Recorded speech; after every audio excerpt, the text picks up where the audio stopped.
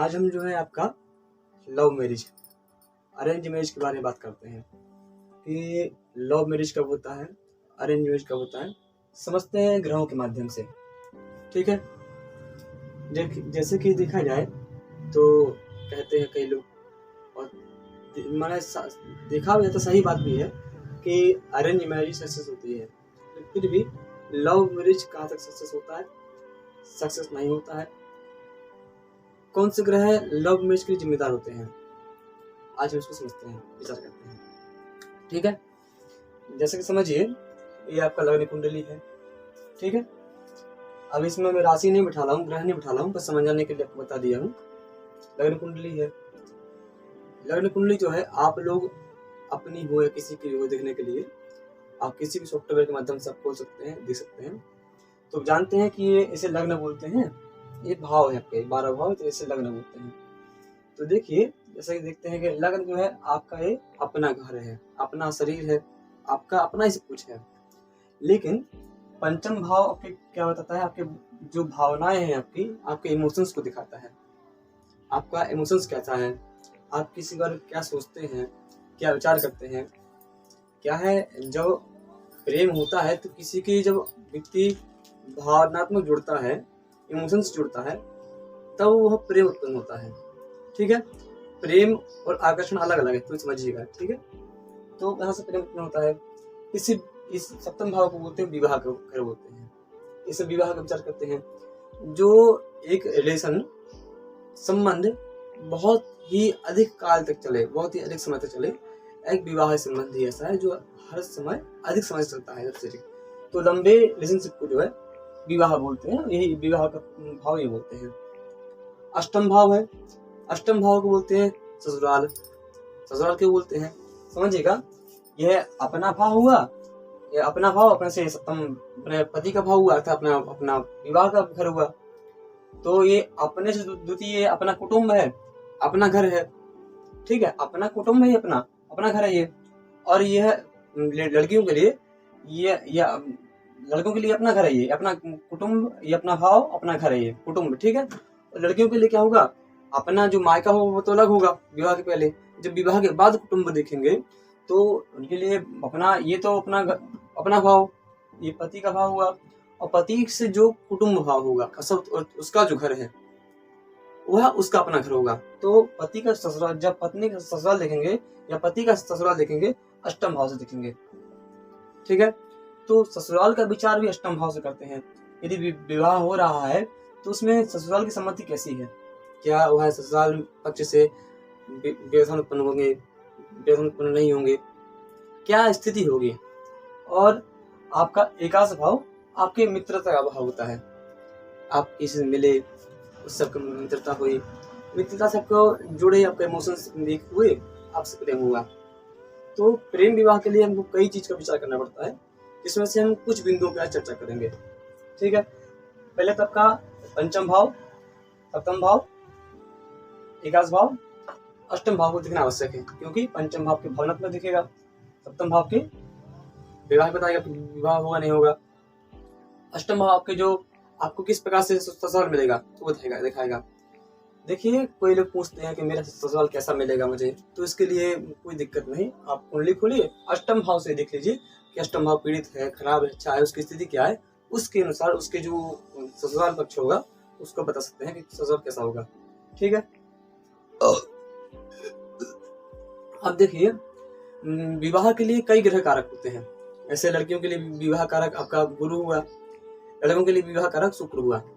लेकिन जहां हम प्रेम विवाह की बात करते हैं तो प्रेम विवाह में क्या है, स्टार्टिंग से हम देखते हैं आकर्षण देखते हैं। जब तक किसी से कोई जुड़ता नहीं है आकर्षण से, तो प्रेम विवाह नहीं हो पाता है। क्योंकि जब व्यक्ति के पास जाएगा, उससे आकर्षित होगा, उसको मोहेगा, पास जाएगा, उससे बातचीत करेगा, आकर्षण के द्वारा वो फिर प्रेम उत्पन्न होगा, वही प्रेम जो है आगे चलकर आपका विवाह का कारण बनता है। तो एक तो आकर्षण के लिए आपको शुक्र ग्रह बहुत ही कार्यशील है। शुक्र ग्रह के व्यक्ति को अंदर से आकर्षण उत्पन्न करता है, वही प्रेम विवाह कराता है। मंगल जो है उत्तेजना कारक ग्रह है, व्यक्ति को उत्तेजित करता है। एक तो आकर्षण दिखा, हमको आकर्षण हुआ, और मंगल की यदि इसमें युति हो जाए, मंगल का संबंध हो जाए, तो वह जो आकर्षण हो उत्तेजित होता है, वह आकर्षण उत्तेजित होकर के फिर वो प्रेम विवाह तक बढ़ जाता है, विवाह तक होता है। कहीं तो ऐसा होता है हम किसी को देख के आकर्षित हुए, लेकिन आकर्षित होकर प्रेम नहीं हुआ, बस आकर्षित हुए, छोड़ दिए, सब काम छूट गया। लेकिन ऐसा नहीं, अगर शुक्र से मंगल की युति हो जाए तो ऐसी स्थिति में क्या है, आकर्षण हुआ, फिर प्रेम में वह बात बढ़ जाती है। ऐसे कहते हैं यदि शुक्र की और मंगल की युति आपस में हो जाए और जो राशि हो वह शुक्र की राशि हो, वृष तुला राशि हो, जैसे कि ये आपका ये लग्न कुंडली है, लग्न कुंडली में आपके हम देखते हैं सप्तम भाव में शुक्र की और आपके मंगल की युति हो गई आपकी वृष राशि में, ठीक है। ऐसी स्थिति में व्यक्ति को प्रेम संबंध देते हैं, ठीक है। देख लिए इसके बाद यदि द्वितीय भाव में शुक्र की मंगल की स्थिति बनती है तो ही प्रेम की स्थिति बनती है। लेकिन यदि यही शुक्र मंगल शुक्र की राशि में ना हो तो यह विवाह तो आकर्षण से उत्पन्न करता है, लेकिन आकर्षण उत्पन्न करने के बाद जो है ऐसा करता है कि उनकी वैचारिक मतभेद हो जाते हैं, वैचारिक मतभेद हो जाते हैं। और वैचारिक मतभेदों से जो है विवाह तो होने के बाद ही टूटने की संभावना बनी रहती है, ठीक है। समझ के चलिएगा, विवाह के लिए कई पहलू को देखना पड़ता है, ठीक है, समझिए आप। और देखिए एक आपका बुध ग्रह होता है, बुध जो ग्रह है आपका ये इससे बोलते हैं संचार ग्रह बोलते हैं, संचार करना, मिलाना जुलाना, आपस में सामंजस्य बनाना बोलते हैं। जहाँ बुध जो है ऐसा ग्रह होता है जो विपरीत लिंगों के प्रति लोगों को मित्रता क्यों झुकाता है। जो ऐसे लड़का हुआ तो लड़की की ओर झुकेगा, बातचीत करेगा, उसके लिए बुध का सहायता रहेगा। इसी प्रकार से लड़की यदि लड़के से आकर्षित होती है, उससे बात करती है, तो उसके लिए बुध की जो अहमियत है बहुत है आकर्षण के लिए। यदि लड़की प्रेम करती है, उसका बुध अच्छा नहीं है, तो जिससे प्रेम करती है उससे मित्रता बनाने में उसको बहुत समय लग जाएगा, प्रॉब्लम होगा बहुत, क्योंकि बुध जो है उसका सामंजस्य नहीं बना पाएगा। और बुध अच्छा है तो प्रेम को यदि एक साइड से प्रेम है, दूसरी साइड से प्रेम बनाने के लिए उसका बुध की सामंजस्य के कारण दोनों फिर वो स्थिति उत्पन्न हो जाती है, इसको समझते हैं। और ऐसा कहते हैं यदि बुध और शुक्र की स्थिति हो गई, बुध की शुक्र की स्थिति आपस में हो गई, ऐसी स्थिति में भी प्रेम विवाह हो जाता है। जैसे कि आपकी कुंडली है, भावनात्मक घर है, सप्तम भाव है, इसे प्रेम में से भावना इमोशन बोलेंगे, इस सबका मैच बोलेंगे।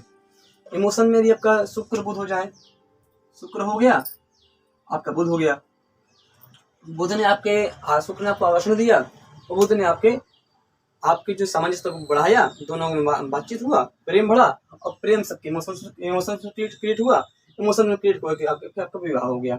पंचम में आ गया या सप्तम में भी शुक्र बोध हो जाए, आपका शुक्र बोध सप्तम में भी हो जाए, तो ऐसी स्थिति में भी आपका फिर विवाह हो जाता है, प्रेम विवाह होता है, इसमें प्रॉब्लम नहीं होती ज़्यादा, ठीक है, समझिएगा आप, इतना समझे। इसके बाद जो है आपके विवाह के लिए एक लड़कियों का जो विवाह होता है उसके लिए चंद्रमा बहुत कारक होता है। लड़कियों का विवाह चंद्रमा से देखते हैं, चंद्रमा भी स्त्री कारक ग्रह है, स्त्री चाहिए है। यदि वह चंद्रमा जो है शनि से पीड़ित हो जाए, चंद्रमा लग्न बैठ जाए, उसको शनि देख ले, तो ऐसी स्थिति में विवाह विलंब होता है, लड़कों का विवाह विलंब होता है। यदि वो लड़कियों का गुरु यदि शनि से दुष्ट हो जाए तो फिर लड़कियों का विवाह विलंब होता है, समझिए आप। और शुक्र और चंद्रमा की युति भी जो है विवाह दिलाती है। पंचम सप्तम में ऐसा आपसे बताया, शुक्र बुध की युति जो है आपका पंचम सप्तम में विवाह दिलाई। इसी प्रकार से चंद्रमा और शुक्र की जो युति है वह भी चंद्रमा और शुक्र की जो स्थिति है वह भी आपको क्या दिलाती है, प्रेम विवाह दिलाती है, ठीक है, समझिएगा। आपको पंचम सप्तम बता रहा हूँ, इसके अलावा यदि लड़की कुंडली है तो द्वितीय भाव भी शुक्र हो सकता है, दोनों का संबंध होना चाहिए किसी प्रकार से, ठीक है। अब जो है समझिए, शुक्र ग्रह आपका प्रेम विवाह कारक बताया मैं बताया हूँ। यदि यह जो है आपका पंचम सप्तम एकादश स्थान में पहुंचता है तो ऐसी स्थिति में भी यह प्रेम विवाह को दिलाता है, ऐसी स्थिति में भी यह प्रेम विवाह को दिलाता है, ठीक है, इतना समझना है हमको। अब देखिए प्रेम विवाह तो हो गया, लेकिन आजकल ये बहुत चलता है। अब प्रेम विवाह के लिए इसके अलावा बहुत सारे ग्रह हैं, योग हैं, आपको मैं अगले वीडियो में दूंगा, वो इतना समझिएगा ऐसे आप योग हैं। अब यह हम कैसे समझें कि हम जिससे प्रेम कर रहे हैं वो हमसे क्या प्रेम कर रहा है कि हमको धोखा दे रहा है। ये बिल्कुल समझने की वाली बात है, ठीक है।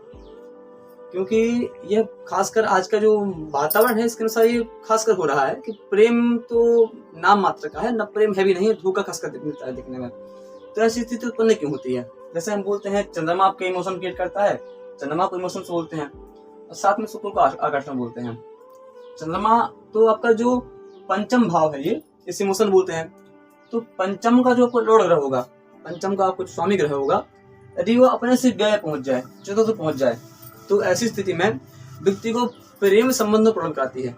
जैसे कि जो जिससे प्रेम करता है वो प्रेम नहीं होता है, वो सिर्फ एक आकर्षण है, जो आकर्षण दिख रहा है वो कुछ समय बाद वो आकर्षण टूट जाता है, क्योंकि इमोशन से जुड़े नहीं है, सिर्फ आकर्षण हुआ है। तो जहाँ इमोशन नहीं जुड़ते हैं, दूसरों की कमी दिखेंगी तो फिर विवाह नहीं होगा। जैसे कि समझिए ऐसा कि आपकी कुंडली, जैसे आपका कुंडली हम बनाते हैं, आपका हम यहाँ पे लिखते हैं कर्क लग्न बनाते हैं, कर्क लग्न से कर्क, सिंह, कन्या, तुला, वृश्चिक, धनु, मकर, कुंभ, मीन, मेष, वृष, मिथुन, ठीक है। तो पंचमे इसमें आपका पंचमे से आपका मंगल हुआ। देखिए राशि, ये आपके जो अंक हैं इनको हम राशि बोलते हैं। इनके जो स्वामी ग्रह होते हैं, आप कहीं भी देखेंगे आपको स्वामी ग्रह मिल जाएंगे, डालिएगा राशि में स्वामी, ठीक है। तो आपका 8 है, 8 में आपका वृश्चिक राशि हुआ। वृश्चिक का जो स्वामी है आपका मंगल हुआ। यदि पंचमेश जो है अपने से चतुर्थ में पहुंच जाए, अपने से व्यय पहुंच जाए, तो ऐसी स्थिति में व्यक्ति को फिर प्रेम तो आकर्षण तो होता है, लेकिन आकर्षण के द्वारा उसको प्रेम नहीं होता है, और फिर वह जो है एक विवाद कारण बनता है, फिर आकर्षण में प्रेम नहीं। तो ऐसे लोग सतर्क रहिएगा कि इसकी कुंडली में पंचमेश अपने से चतुर्थ पहुंच जाए, अपने से व्यय पहुंच जाए, ठीक है, अपने से अर्थात चतुर्थ पहुंच जाए, अपने से व्यय पहुंच जाए। तो ऐसी स्थिति में व्यक्ति को प्रेम नहीं होता है, आकर्षण होता है, और ऐसे व्यक्ति को धोखा मिलने की बहुत अधिक संभावना होती है, बच के रहे, ठीक है। चंद्रमा की यदि चंद्रमा भी अपने से चतुर्थ भाव में आता है, इस भाव में आता है, ऐसी स्थिति में व्यक्ति को इमोशन से प्रॉब्लम होता है। यदि किसी का चंद्रमा जो है आपका चतुर्थ भाव में आ गया, तो पंचम कारक चतुर्थ चंद्रमा, पंचम चतुर्थ कारक चंद्रमा है, लेकिन वह पंचम इमोशंस दिखाता है। तो मंगल चंद्रमा भी इमोशंस है, वही इमोशंस यदि इसमें आ जाए तो ऐसी स्थिति में व्यक्ति को प्रेम संबंध में धोखा मिलने की संभावना रहती है। आज हमने समझा कि किस किस ग्रह के कहाँ योग होने से प्रेम विवाह होता है। अब हम अगले पार्ट में भी पढ़ेंगे कि और कौन से ऐसे ग्रह हैं जिससे प्रेम विवाह होता है। जैसे कि राहु, बुध भी प्रेम विवाह करता है, राहु चुनाव विवाह कराता है, मंगल प्रेम विवाह कराता है। तो ये वीडियो अधिक बड़ा हो जाएगा, इसलिए छोटी वीडियो कार्ड जो है हम आज इतना ही बताते हैं, और अगली वीडियो में आपको प्रेम विवाह का विस्तृत जानकारी देंगे, ठीक है। जय श्री राम, हर हर महादेव।